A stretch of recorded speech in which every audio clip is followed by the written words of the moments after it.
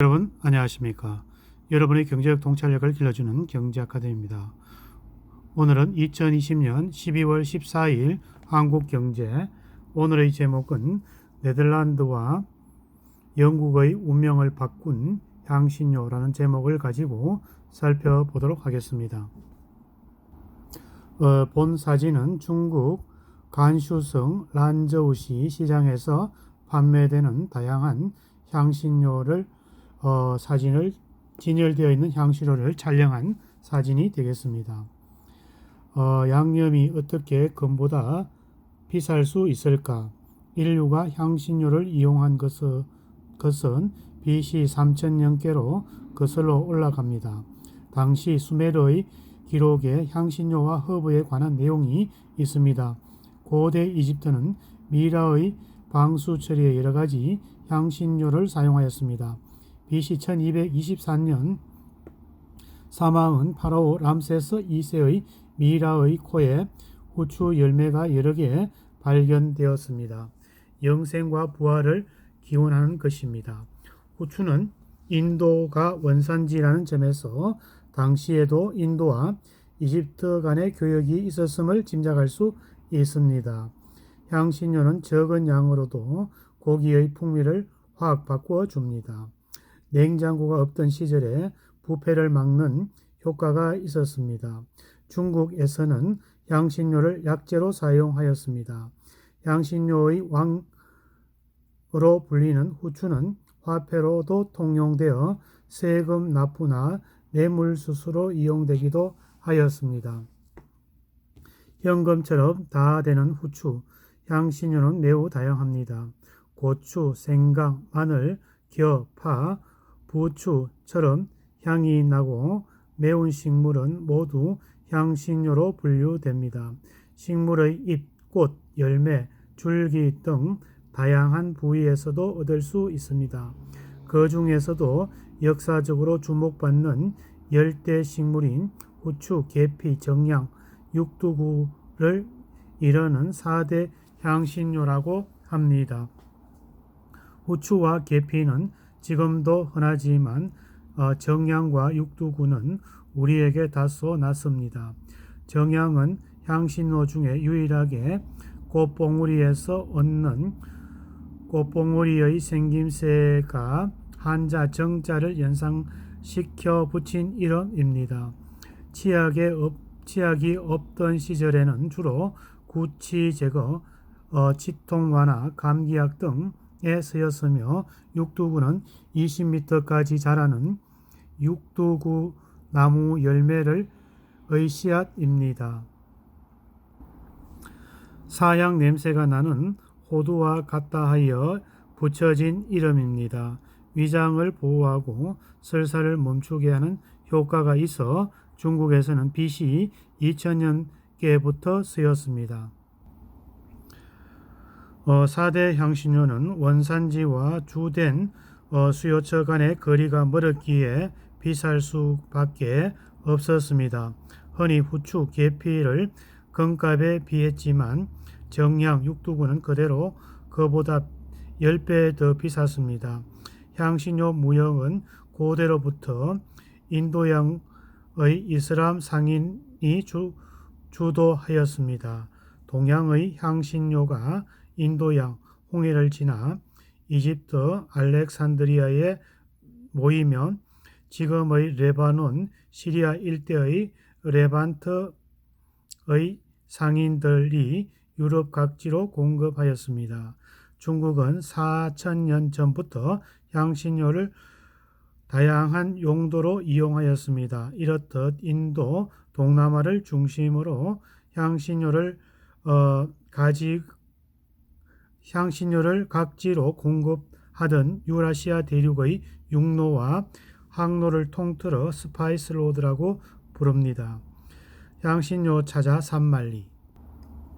12에서 13세기 14군 전쟁으로 기독교권과 이슬람권이 싸우면서 스파이스 로드가 크게 위축되었습니다. 베네치아 상인들이 이슬람권에 들어오는 향신료의 양이 턱없이 부족했고 가격도 비쌌습니다.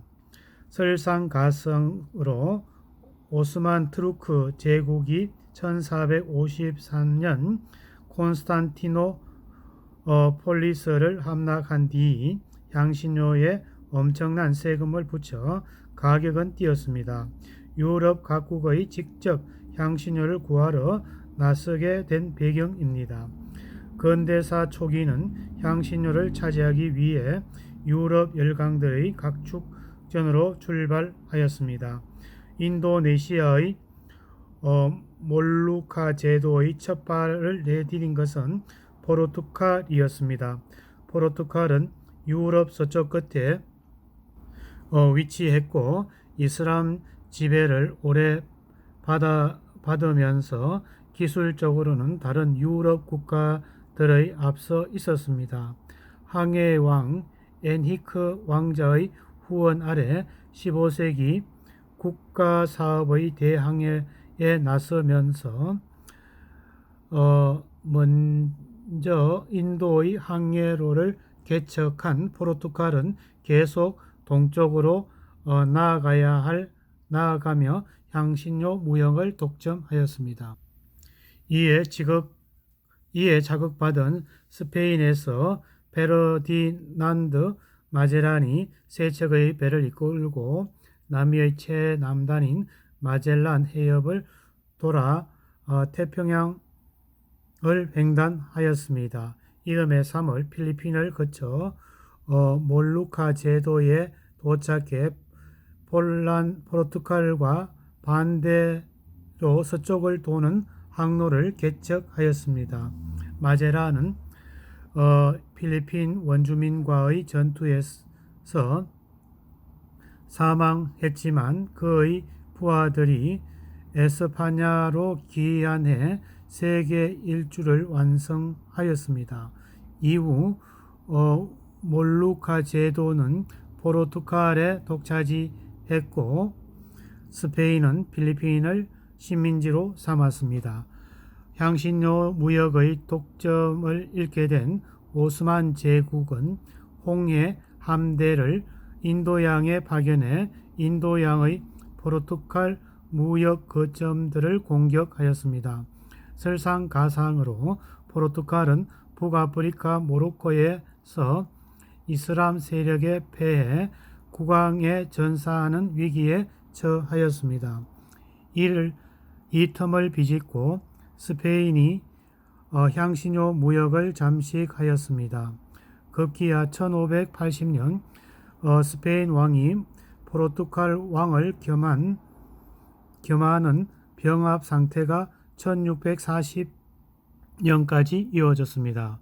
네덜란드 동인도 회사와 영국의 동인도 회사 16세기에는 유럽 항로를 장악할 해양 강국 네덜란드가 향신료의 쟁탈전에 뛰어들었습니다. 네덜란드는 1602년 세계 최초로 주식회사이자 다국적 기업인 동인도 회사 VOC를 설립하였습니다. 동인도 회사는 국가가 아닌 투자자들의 자본으로 운영하면서 국가로부터 군사 행정 권한을 위임받은 사실상 정부기구였습니다. VOC는 영국 동인도 회사 EIC보다 2년 늦게 설립되었지만 자본금 규모는 거의 10배에 달하였습니다. 네덜란드는 영국의 지원을 받아 1581년 스페인으로부터 독립을 선언했기에 처음에는 영국과 우호적이었습니다. 두 나라의 동인도 회사는 향신료 무역의 천병으로 포르투갈과 스페인의 무역 항로를 쟁취하는 데도 공동 보조를 취하였습니다. 1620년대에 네덜란드가 차지하는 인도네시아에 EIC 상인들이 진출했던 연유입니다. 영국은 포르투갈의 인도 항로를 탈취해 후추 무역에 나섰지만 값비싼 정향과 육두구는 네덜란드가 독차지하였습니다. 네덜란드는 1641년 말레이 반도 끝자락인 말라가 항까지 점령했습니다. 네덜란드는 향신료 독점으로 17세기에는 호황을 누렸습니다. 네덜란드는 2차 영국 네덜란드 전쟁의 대가로 육두구 산지이자 반다 제도의 작은 화산섬 룬섬을 지키는 대신 뉴 암스테르담, 뉴욕을 영국에 넘겼습니다. 향신료에 국가 역량을 집중했지만 훗날 오판으로 드러났습니다. 18세기 들어 향신료 재배지가 확대되자 가격이 폭락한 탓입니다. 반면에 영국은 동인도 회사에서 밀려나 인도 공약에 치중하였습니다. 인도는 엄청난 노동력에다 면화, 후추, 커피는 물론 아편까지 재배할 수 있었습니다. 결과적으로 영국은 19세기에 해가 지지 않는 나라가 되었습니다. 오늘은 양념이 어떻게 금보다 비쌀 수 있을까? 라는 제목을 가지고 살펴보았습니다. 네덜란드와 영국의 운명을 바꾼 향신료, 보이는